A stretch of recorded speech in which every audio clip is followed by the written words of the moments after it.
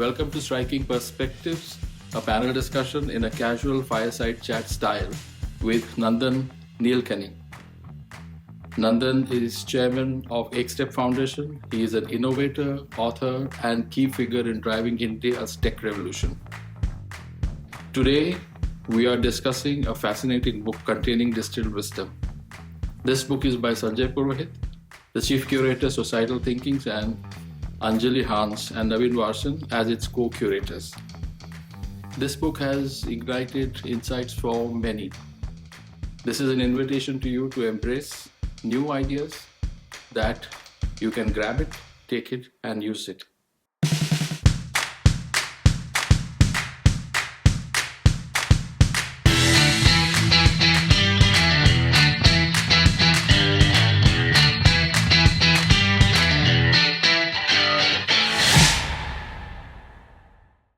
So, Nandan, thank you so much for making this time. And what a wonderful time to start this conversation with luminaries on a book which is talking about think scale.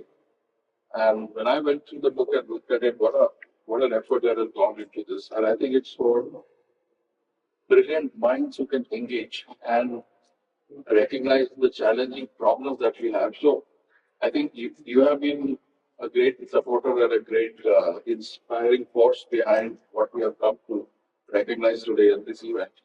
And I'd like to ask you, having flipped through this book or read through this book, what really strikes you as something that is very prominent in your mind after looking through it?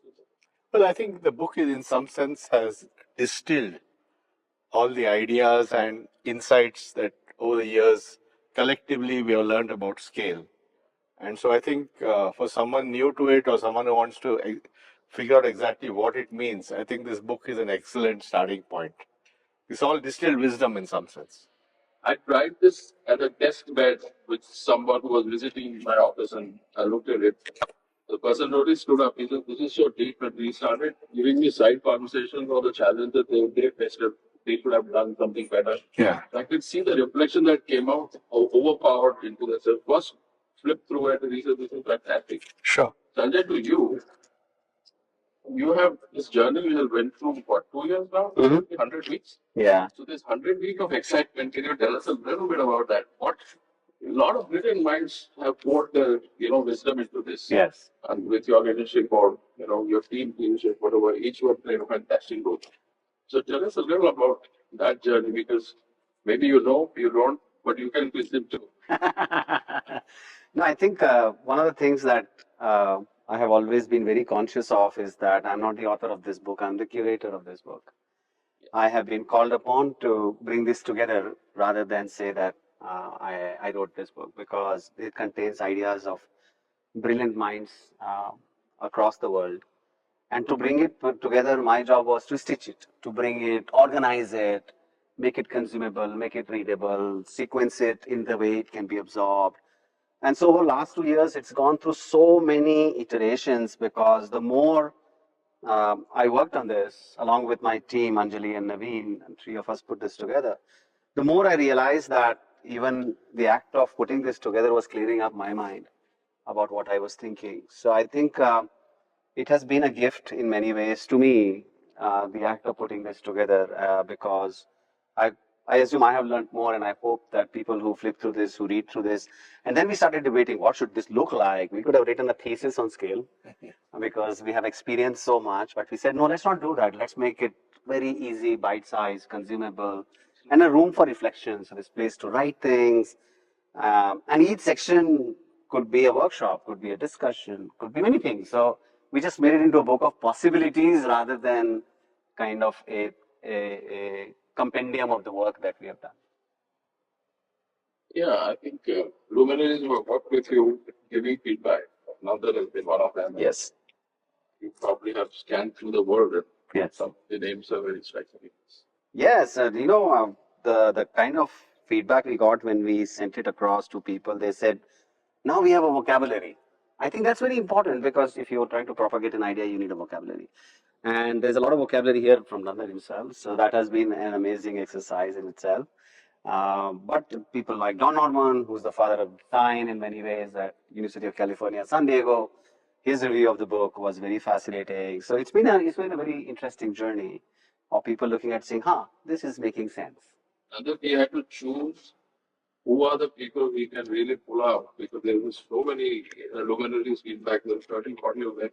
Somehow I said, I give me at least 10, 15. But when I read those, it's really fascinating. What's there in it? You know, scale design is not an afterthought. It's the kind of theme that you want to talk about.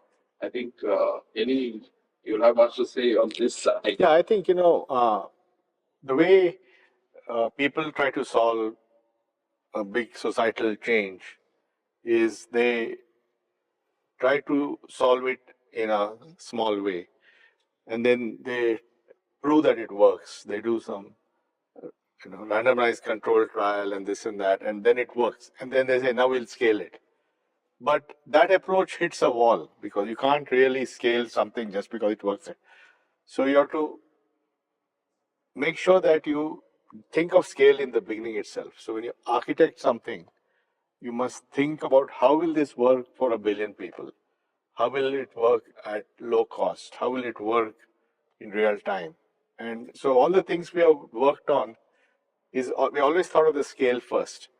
And thinking of that scale then forces us to think of design implementations that are that can be scaled. So scaling cannot be an afterthought. It has to be baked into your thinking from day one. That's the philosophy. The challenge there is that even though you make your best effort, sometimes the blind spots really, skirt around you because you might have thought through, and therefore having brilliant minds around you to shine a light on those blind spots is critically important. Sure. While scaling, anything you have a reflection on, making sure that you have. And every one of them is kind of trying to debate, like Nandan rightly mentioned, saying if it's not an afterthought, then even wherever we are, even everybody is not at the starting point, people are on their journeys. At whichever point they are, just pause and say, even now is not it's not late to start thinking about scale, right? If you really want to, maybe sometimes you need to backtrack, sometimes you need to pivot, but sooner than later, rather than kind of going all the way and then hitting the wall and then trying to at that time convert. And that's why we wanted to create reflection moments in this book and put questions. If you on the notes pages, you'll see questions at the bottom saying, pause. Are you postponing the thinking of scale to some later day? Don't do it. Even do it now. It's okay. You might have come 30% of the journey. It's all right. Even now is not a bad time than at the end of 100. True. Right? Any examples along those lines if you encountered something really important? Yeah, I'll just give you an example. When I was asked to do this ID project, question was, how do you do it? How do you give 1 billion people plus an ID? And the way they had been thinking about it was, they said, okay, we have a set of people in the election database. We have a set of people in the ration card database. So we'll bring all this together, do some matching and create IDs. And that didn't make any sense to me. How are you going to do that? So we said that we have to give a unique ID, which means we have to make sure that somebody does not get an ID twice. And we came to the conclusion that if we do a biometric deduplication, that will ensure that nobody gets in twice. So then the question was, can you do biometric deduplication of 1 billion people? And we thought it's doable. As soon as we reached that conclusion, we had a scalable way of doing this because we just had to enroll people, compare them against whom we have, and issue numbers only to those who are new. So the whole thing became very simple, but it could be scaled up to 1 billion people. So that's an example of simple thinking which led to a highly scalable solution. I also like your example during the talk show that you panel discussion we talked about how the Aadhaar card, keep it simple.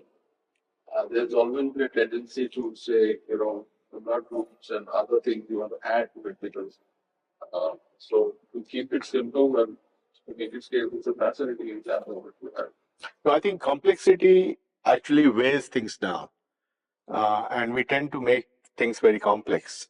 So I believe an important part of scalability is simplicity, and then the simplicity can be mixed and matched in different ways. I mean, if you look at the world, like in the physical world, finally everything is electrons neutrons, protons, they're all different combinations of elements. Or if you look at the human body, it's all, encoded in DNA, which are simple things, but they all come together, all cells. So clearly what we see in the natural world, this idea of building blocks and simple things which then create complex organisms. So the same thing applies for, scale thinking, is how do you reduce it to the simple scalable building blocks? It's interesting how Nandan says this so naturally, and I had to fret over it for months to write a chapter here called Complexity Lingers and Simplicity Scales. Right? Because this whole point that, getting this idea clarified in our minds that the quest for comprehensiveness, end-to-end solutions, full answer, proven things, all this leads to us landing into this box of complexity, which inherently becomes unscalable. And so, Clarity of thought is underappreciated. Sometimes you have to declutter your mind and be able to. Correct. Like my dad used to say, if you can't write your own ideas down clearly, then you have something. True. Are you able to write it down? You can talk for hours. We will not be able to clear your mind if you can't write it down on a piece of paper that you have not clarified it. It's something like Occam's razor, Yeah. It should be as simple as possible, but no simpler. Right. So it's how to bring it down to that essence of. Yeah. This book really provides that thought, Totally. Absolutely. Amazing. Super. On this. So, Nandan, any, I would not use the word advice, but any pointers for our readers? Well, I think, this book is extremely topical because today when we look at the world, we have challenges that unless they're addressed at speed and scale, will never be addressed. Right? Whether it's the challenge of the energy transition, climate change, or, food production or whatever. It's all about getting it right. So I think this book is very timely in helping people think through. And if the readers can take this book and apply it to different places where they're working, I think it will be a huge benefit to society. Thank you. Wonderful. Thank you. Thank you so much, Nandan. Thanks.